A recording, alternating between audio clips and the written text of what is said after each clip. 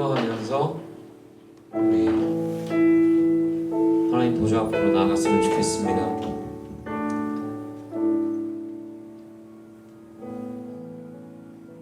네, 우리 다 함께 예배를 위해서 기도해요. 네, 예배를 위해 기도합시다. 하나님, 오늘 이 시간 우리들의 예배를 받아 주시옵소서. 우리들의 찬양이, 우리가 하나님께 드리는 기도가 하나님께서 받으시는 찬양과 기도 되길 원합니다. 이 모든 시간이 오직 주님께 영광 되길 원합니다라고 우리 다 함께 우리 마음과 우리 친구들의 마음, 그리고 예배를 위해서 우리 다 함께 마음을 모아 잠시 기도했으면 좋겠습니다. 함께 기도하겠습니다.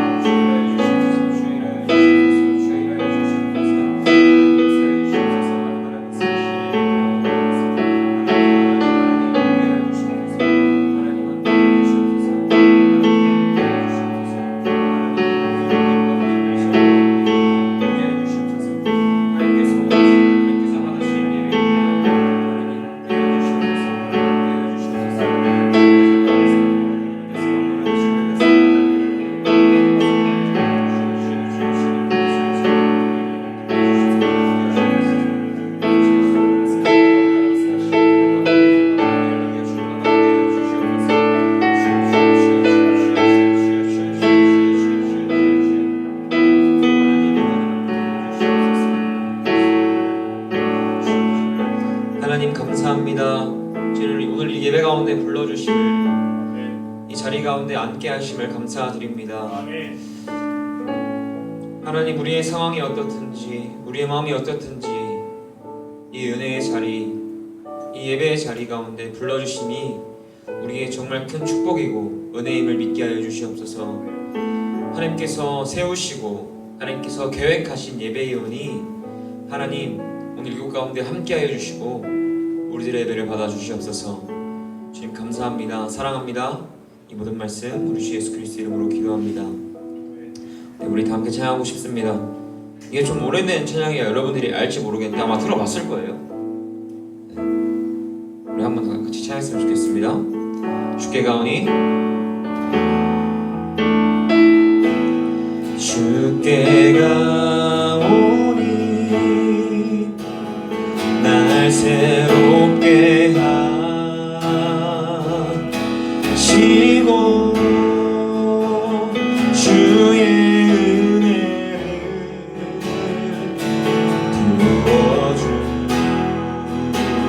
부어주소서.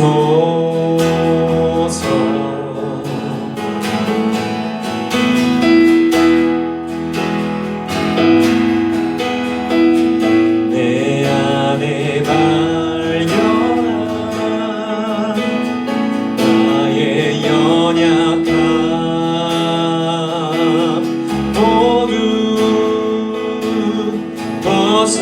벗어지리라.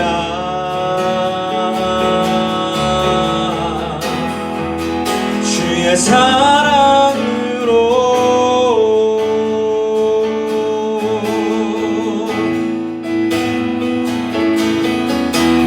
주 사랑 나를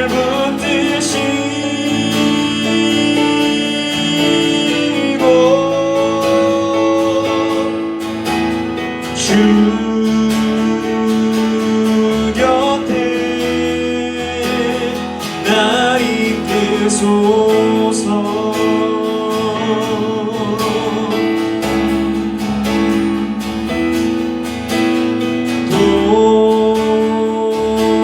독수리 날개쳐 올라가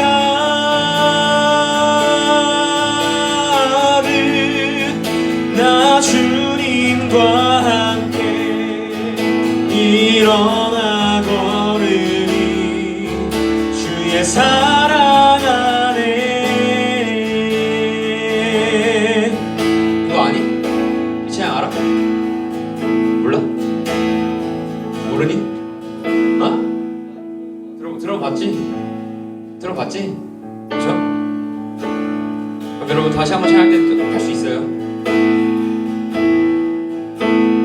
마스크 껴도 조금씩 들리거든? 아예 안 들리는 게 아니라 조금씩 들려. 그러니까 우리 같이 좀 어려워도 이 높은가 좀? 높아요? 여자친구들한테 좀 높은가? 그치? 한 옥타브 낮춰서 불러요. 그냥 찬양했으면 좋겠으면 좀 마음을 담아서 찬양했으면 좋겠어요. 다시 한번 찬양하겠습니다. 주께 가오니 주께 가오니 날 새롭게 하시고 주의 은혜를 부어주소서.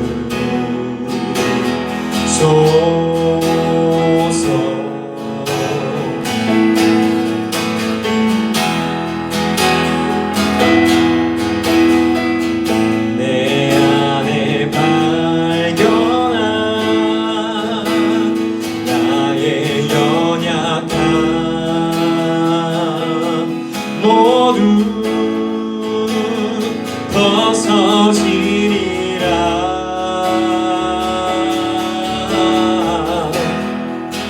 주의 사랑으로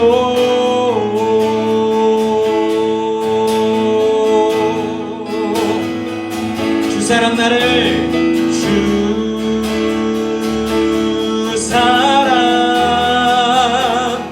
나를 붙드시고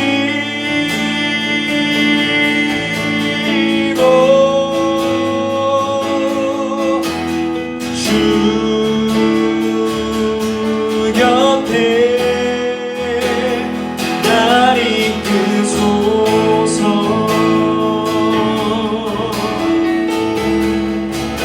독수리 날개 쳐 올라가는 독수리 날개 쳐 올라가는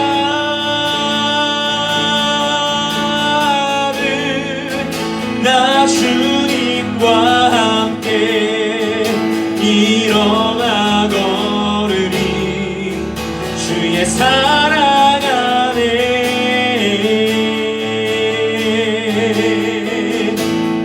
나의 눈 열어 나의 눈 열어 주를 보게 하시고 주의 사랑을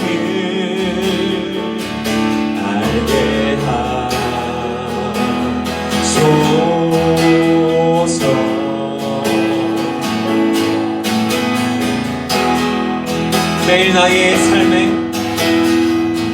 매일 나의 삶에 주 뜻 이루어지도록 주 뜻 이루어지도록 새롭게 하소서.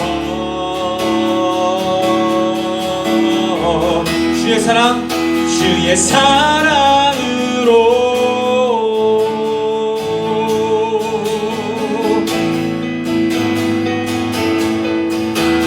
주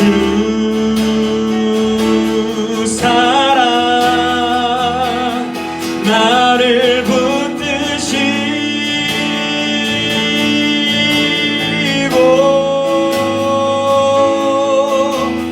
주 곁에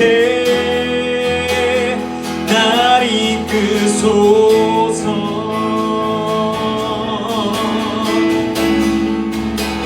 독수리 날개 쳐 독수리 날개 쳐 올라가는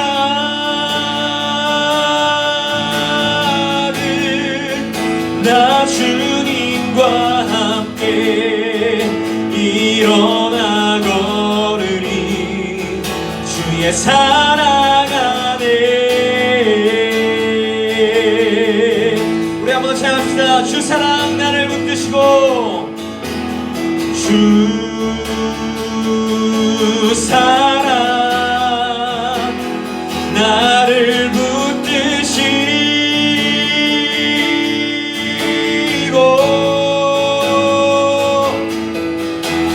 주 곁에 날 이끄소서.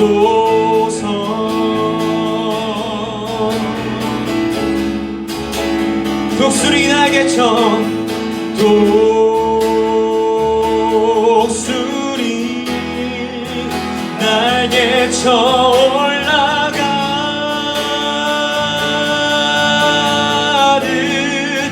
나 주님과 함께 일어나 걸으리.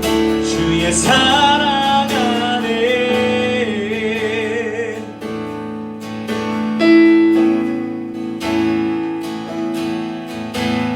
주 사랑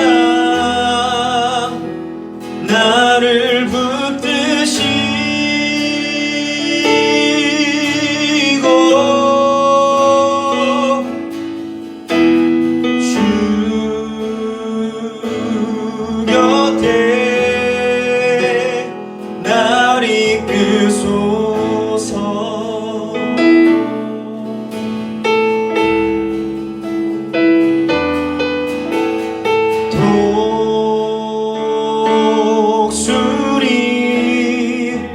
날개쳐 올라가듯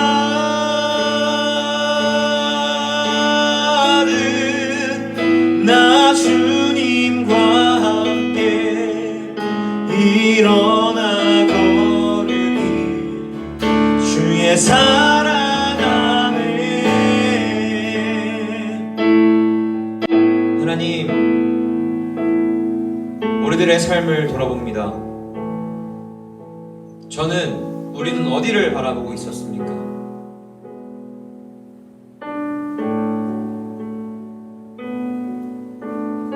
주님을 바라보지 않았던, 또 주님을 바라보지 못했던 우리들의 모습과 우리들의 삶을 용서하여 주시옵소서.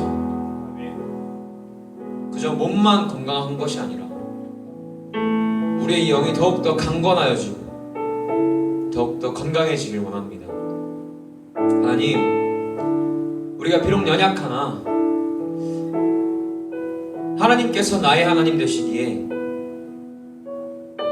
하나님께서 우리의 하나님 되시기에 그 사랑을 의지하며 신뢰하며 또 믿으며 우리가 주님의 곁으로 다시 한번 나아갑니다.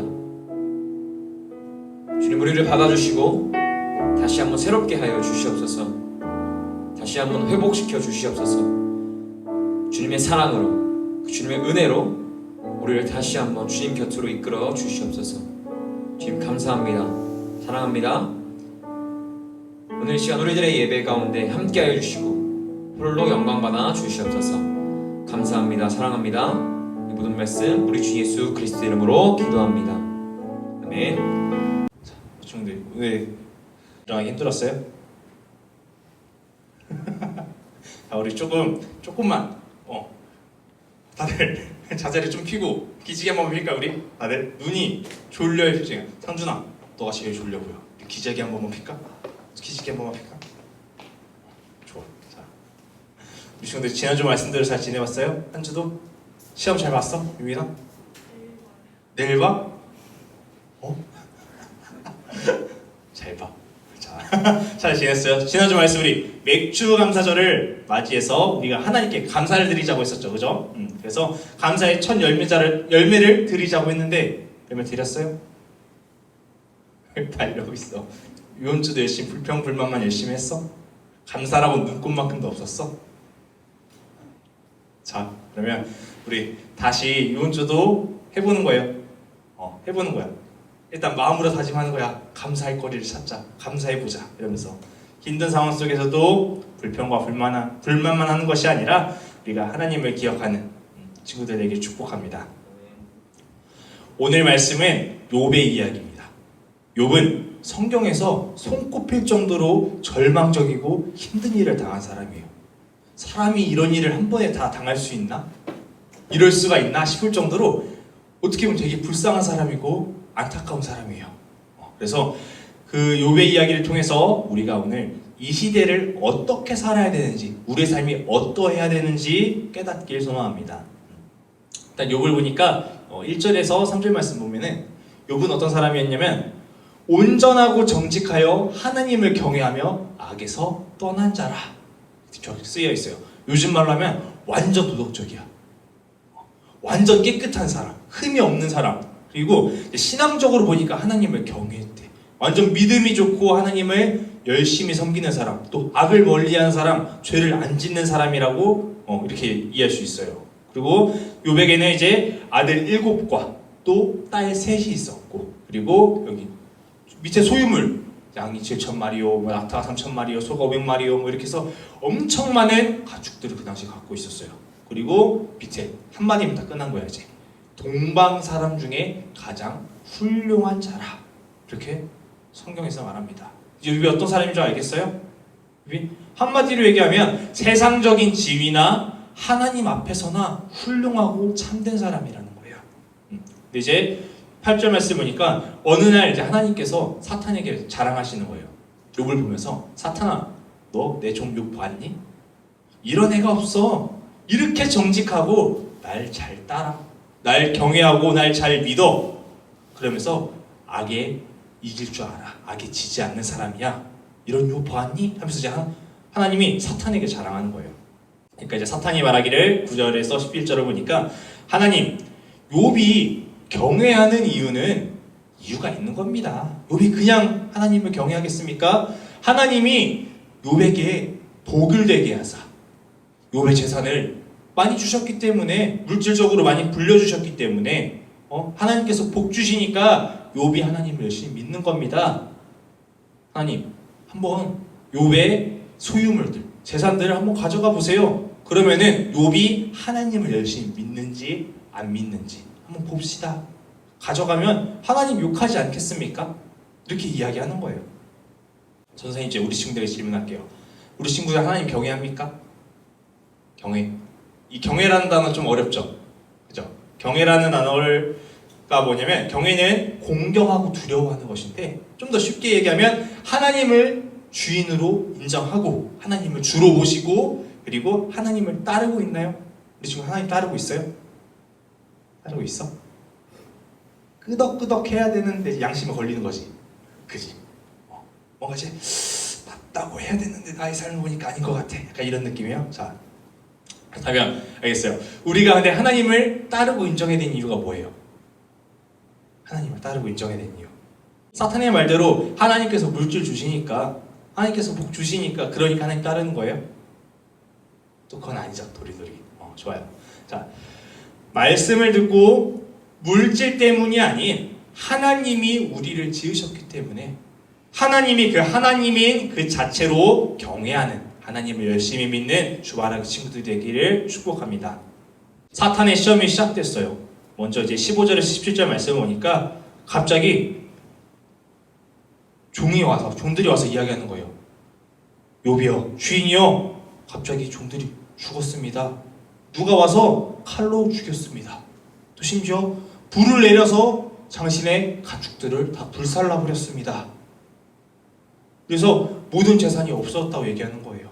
지민아, 갑자기 지진이 나서 아파트가 무너졌어. 갑자기 너네 집 아파트가, 버진 아파트 무너진 거야. 갑자기 네가 다 삐딱치 왔는데 팍 무너졌어. 괜찮아, 그래도 우리 엄마 아빠에게는 재산이 있어. 그래서 근데 엄마 아빠 통장을 딱 보니까 보이스피싱 당했어. 통장 잔고가 0원이야. 자, 그럼 기분이 어떨 것 같아? 잠깐만, 그러면 지민이만의 이야기가 아니네? 지은이랑 지훈이 우리도 어때? 그래? 굉장히 희망적이에요. 근데 그래도 하나님 원망 안 할 수 있어? 하나님, 주신이도 하나님이시오, 가져가신이도 하나님입니다. 괜찮습니다. 할 수 있어? 굉장히 긍정적이에요. 좋습니다. 자, 그 다음에 또 어떤 일이 있었냐면 18절 19절 말씀하니까 이게 뭐 따로따로 있었던 게 아니에요. 재산이 날아갔다는, 가축이 죽었다는, 종들이 죽었다는 소식을 듣는 중에 갑자기 또 누가 달려오는 거야. 욥이요, 지금 큰 태풍이 와서 큰 바람이 와서 당신들의 자녀들이 모여서 무엇을 먹고 마시고 있는데 갑자기 집이 무너졌습니다. 당신의 자식들이 다 죽었습니다. 하고 얘기하는 거예요. 어떨 것 같아요? 아직 또 이렇게 얘기를 해? 선생님 저는 아직 자식이 없어서 모르겠어요. 근데 자식이 죽은 거예요. 어떨 것 같아요? 그죠? 그리고 그래서 이제 욥이 이제 슬픈 거예요. 얼마나 슬펐냐면 20절에서 22절 말씀을 보니까 욥은 겉옷을 찢고 머리털을 밀고 이럴 정도로 성경에서 가장 극단적인 편이에요. 옷을 찢는다. 열받으면 찢고 슬프면 찢고 막 그래요. 성경적으로 보면은. 근데 옷을 찢고 머리털을 밀 정도로 너무 슬펐어요. 하지만 하나님께 기도합니다. 하나님, 저는 모태에서 알몸으로 나왔습니다. 제가 태어날 때 저는 가진 거 없이 나왔습니다. 그렇기 때문에 돌아갈 때도 저는 알몸으로 돌아가야 되는 것이고 이 모든 것이 하나님의 것인 것을 저는 알고 있습니다. 아까 선생님이 얘기한 대로 주신 이도 하나님이시오 걷어갈 일, 가져가실 이도 하나님입니다. 그러니 찬양 받으소서, 찬송 받으소서 하고 원망하지 아니하니라. 원망하지 않았어요. 사탄이 가만히 뒀을까요? 사탄의 계획대로라면 지금 욥은 열받아서 하나님 욕해야 돼요. 그죠? 근데 사탄의 계획대로 욥은 그러지 않았어요. 그러니까 이제 사탄이 가만히 있지 않습니다. 지금까지는 욥의 외적인 것만 건드렸어요. 재산, 욥의 관련은 있지만 욥의 몸에는 관련이 없는 것들. 다음으로 욥의 건강을 건드립니다. 이제 2장 7절에서 8절 말씀을 보니까 사탄이 욥의 머리부터 발끝까지 종기가 나게 하는 거예요. 종기가 뭔지 알아요? 뭔지 모르지. 염증이 생긴 거예요. 몸에 염증. 안 와닿죠? 사진 한 번만 보여주세요. 자, 뭔지 알아요? 좀 와닿아? 모르겠어? 우리 여드름 골라본 적 있어요? 그죠? 없어? 우리 친구들 여드름 없어서? 근데 여드름을 생각하면 돼요. 여드름보다 더 큰 고름이야. 이게 머리부터 발끝까지 났다는 거예요. 이제 극혐이니까 조금만 넘겨주세요. 다시. 네. 이 종기들이 몸끝까지 났는데 이걸 긁고 있는 거야. 너무 아프니까 간지러우니까 이 고름을 빼내기 위해서 질그릇을 긁고 있는 거예요. 이제 또 마음을 아프게 합니다. 2장 9절 말씀인데 이제 아내가 얘기하는 거예요. 그 아내가 야, 너가 그래도 하나님을 믿어? 그래도 하나님을 찬양해? 말도 안 되는 소리 그만하고 차라리 하나님 욕하고 죽어버려. 저주하는 거예요. 비난하는 거예요. 그러면서 사랑하는 아내 마저 등 돌려요. 얼마나 비참해요. 아들, 딸들, 재산 모든 거 다 잃었어요. 그나마 인생의 동반자라고 하는 아내마저 떠나갔어요. 이렇게. 이제 이 정도면 그냥 거의 모든 걸 다 잃었다고 해도 돼요. 근데 이제 정점을 찍습니다. 자, 2장 11절에 보니까 욥의 세 친구들이 왔어요. 욥의 세 친구들이. 처음에는 욥을 위문하고 위로하려고 왔어요. 그 아픔을 공감하기 위해서 위로해주기 위해서 왔어요. 근데 이제 시간이 지나니까 전사님이 말씀 못 준비했어요. 엄청 많아. 여기서부터 이제 한 30절 넘게 친구랑 욥이랑 계속 얘기하는 거야. 근데 무슨 내용이냐면 전사님이 세 친구들의 이야기를 종합해 보니까 무슨 얘기냐면 욥, 너가 잘못한 거야. 너가 의롭지 못하니까 너가 죄를 지어서 이렇게 된 거야. 너 교만해. 교만하면 내려놔. 그러니까 하나님 너 벌 내린 거야. 이렇게 얘기하는 거예요. 욥이 잘못했어요? 잘못 안 했어요. 근데 친구들 그렇게 얘기하는 거예요. 그러면서 친구들마저 떠나가요. 이제 욥은 모든 것이 떠나갔어요. 다시 한번 물어볼게. 그래도 하나님 믿어요? 우리 친구들 믿을 수 있어요? 찬양할 수 있겠어요? 이제 끄덕끄덕한 친구 없네요. 자, 뭔가 이제 좀 왔구나. 근데 우리가 지금 이것보다도 조금 그래도 할 수 있을 것 같기도 한데요 라는 마음이 들기도 해요. 왜 그런가 했더니 우리는 이게 시험인 건 줄 알고 있어. 하나님께서 하신 것이 아니라 마귀가 시험하고 있는 것이란 걸 알고 있기 때문이에요. 우린 그걸 아니까 이건 시험이니까 이겨내야 돼. 믿음으로 하나님께 붙들고 이겨내야 돼. 이런 것들이 있으니까 괜찮을 수 있어요. 하지만 욥은 아무것도 모르는 상태예요. 욥기의 마지막 장을 보면 하나님께서 욥을 회복시켜 줍니다. 그리고 끝나요. 그 과정 중에 또 좀 있지만 결정적으로 봤을 때 마지막으로 끝납니다. 욥이 결국 왜 그런 고난당한지 욥은 뭘로 끝나요? 불쌍해요. 자, 근데 오늘 욥이 당한 일들을 보니까 우리가 살아가면서 겪는 일들입니다. 물론 한 사람이 다 겪을 확률은 거의 없어요. 그 사람 그렇게까지 절망적으로. 근데 그 한 가지 한 가지를 보니까 우리가 살아가면서 겪을 수 있는 일들이라는 거예요. 누군가의 죽음, 가난, 아픔, 또 이별, 이런 것들이 우리가 겪을 수 있는 삶인데, 이런 것들을 보면 이해되지 않고 설명되지 않는 것들이 너무 많아요. 그죠? 욥은 왜 당한지 아직도 몰라요. 뭐 때문에? 이것이 우리의 삶이라는 거예요. 인간의 삶이라는 거예요. 이해되지 않는 세상 속에서도 근데 우리가 살아갈 수 있는 건 하나님께서 함께 하시기 때문입니다. 우리가 지금 이해 안 되는 것 중 하나가 코로나예요. 우리 친구들 코로나 이해돼요? 코로나 왜 나왔는지 이해해요? 코로나는 하나님의 계획입니다. 무슨 뜻입니다. 말할 수 있겠어요? 이래서 이렇게 코로나가 생성된 겁니다. 이야기할 수 있겠어요? 못해요. 왜 이 코로나가 와서 우리가 드리는 이 예배를 막는지, 방해하는지, 또 많은 사람들을 왜 고통스럽게 하고 죽게 만드는지, 어렵게 만드는지 이유를 아무도 모른다는 거예요. 그 누구도. 세상 사람들 중에서 말하는 건 뭐 인간의 욕심 때문에 지구가 자정작용하는 거다, 뭐 이렇게 이야기하는 사람들도 있어요. 근데 좀 더 신앙적으로 와서 기독교에서는 우리가 회개해야 됩니다. 우리가 예배의 소중함을 몰랐습니다. 이렇게 이야기하기도 해요. 근데 이것이 틀렸다 맞다가 아니라 옳고 그름을 떠나서 우리가 정확히 알 수 없다는 거예요. 하나님께서 욥을 회복시키기 전에 욥이 하나님께 고백합니다. 42장 2절에서 5절 말씀을 보니까 하나님께서는 못하실 일이 없으시고 모든 것을 이룰 수 있는 분입니다.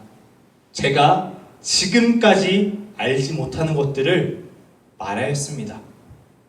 제가 지금까지 알지 못하는 건데 아는 것처럼 이야기했다는 거예요.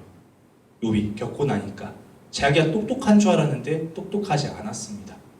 그리고 내가 하나님을 귀로 들었으나 이제 눈으로 뵙니다가 무슨 뜻이냐면, 내가 지금까지 알고 있는 하나님이 참 하나님이 아니었습니다. 이제 눈으로 봅니다. 귀로 듣는 것보다 눈으로 보는 게 더 정확하잖아요. 제가 참된 하나님을 이제 뵙니다. 하나님이 전지전능하심을 깨달았습니다 하고 기도해요. 전도사님이 코로나를 겪으면서 이제 인간은 연약하다라는 걸 느꼈어요. 아무리 과학이 발전하고 지식이 높아져도 코로나를 이길 수 없구나. 인간의 한계를 맛봤어요. 그러면서 무기력함을 보았어요. 그러면서 하나 깨달은 게 무엇이냐면, 우리 친구들에게 오늘 이야기하고 싶은 거예요. 코로나로 인해서 우리가 기독교인들의 자세는 무엇이냐면, 이것을 설명하려고 해석하려고 하는 것이 아니라 정말 우리의 생명은 하나님께 달려있구나. 사람이 아무리 노력하고 발버둥 쳐도 이 코로나를 이길 수 없고, 이 코로나가 왜 왔는지 원인을 알 수 없듯이 이유를 알 수가 없는 거예요. 원인이야 뭐 중국에서 발생됐다, 뭐 어디서 발생됐다 이런 건 알겠지만 그 발생된 발생지를 찾는 것이 아니라 이것이 우리에게 왜 일어났는지에 대해서 설명할 수 없기 때문에. 근데 하지만 우리가 알 수 있는 건, 사람이 할 수 있는 건 없구나. 하나님께서 하셔야 되는구나. 전지전능하신 하나님께서 하셔야 되기 때문에 우리가 의지할 것은 하나님밖에 없구나라는 것을 느꼈습니다. 어떤 선교사님께서 하신 말씀 중에, 인간은 자신의 삶을 해석하고 하나님을 변론하는 데 쓰는 것이 아니라 내 삶의 이유, 내 삶의 원인, 결과, 이런 것들, 하나님이 왜 그러셨을까를 변론하려고 사는 것이 아니라 하나님을 먼저 알아야 된대요. 하나님이 좋으신 분이시고, 그리고 하나님을 신뢰해야 된다는 것을, 문제를 해결하려 애쓰기보다 문제보다 더 크신 하나님을 바라볼 줄 알아야 된다는 거예요. 알겠어요? 이유는 중요하지 않아요. 왜? 그 이유 안다고 우리 해결할 수 있는 거 아니에요. 내가 그 이유 안다고 해결할 수 있다고 생각하는 순간, 하나님의 섭리를 우리가 깨우치려고 하는 순간, 그건 교만입니다. 하나님께 순종할 수 있도록 우리가 전지전능하심을 믿고 그분에게 의지하는 것이 우리가 해야 될 자세입니다. 물론 코로나로 인해서 우리가 예배를 귀중함을 몰랐습니다. 예배를 열심히 드리지 못해서 그랬습니다. 이런 얘기하면서 다시 예배의 소중함을 깨닫는 거 좋아요. 하지만 무언가 하나를 정해서 그것으로 우리가 이해하려고 하는 것은 하나님께 나가는 길이 아니에요. 코로나를 극복하는 방법은 하나님께 의지하는 방법입니다. 그래서 문제보다 더 크신 하나님 바라보기 원합니다. 문제보다. 코로나뿐만 아니라 무슨 문제가 생기면 나에게 어려움이 닥치면 한계가 부딪혔을 때 우리 기독교인들은 그 문제를 해결하려고 이유를 찾으려고 힘쓰는 것이 아니라 하나님께 먼저 엎드려야 되는 줄 믿습니다. 친구들, 그래서 기도하세요. 기도하는 거예요. 그렇기 때문에 해결은 우리가 하는 것처럼 보일 수 있겠지만 하나님께서 해주실 거예요. 믿으십니까? 그래서 날마다 하나님께 순종하며 믿음을 드리며 기도 드리며 의지하며 나가는 주바라기 친구들 되길 축복합니다. 믿음으로 살아갑시다. 문제 해결할 수 있는 건 해결해줘. 전사님, 제가 당장 시험 공부를 해야 됩니다. 공부를 잘하고 싶어요. 어떻게 할까요? 이거 당연히 알고 있잖아요. 우리 정답. 그죠? 공부하면 되는 거예요. 그죠? 근데 우리가 정말 알 수 없는 이 미지의 세계 문제들 있잖아요. 궁금한 호기심 가져도 좋아요. 하지만 그 호기심 때문에 하나님이 가려져서는 안 된다는 거예요. 우리가 그 문제를 해결하려고 힘쓰는 것보다 의지해야 될 것은 하나님인 줄 믿습니다. 하나님 승리하면서 살아갑시다.